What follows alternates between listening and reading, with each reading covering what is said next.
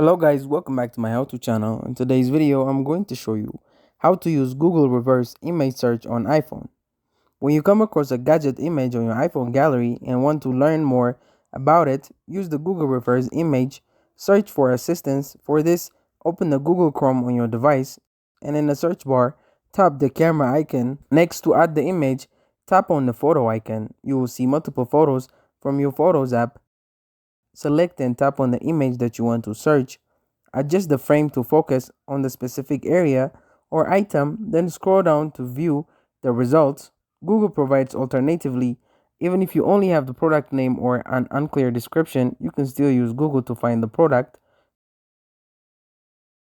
Simply type the product name or details into the search bar, hit search, and choose the image that best matches what you're looking for from the results.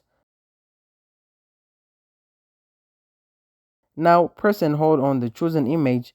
A few options will pop up, and here you should tap on search image with Google.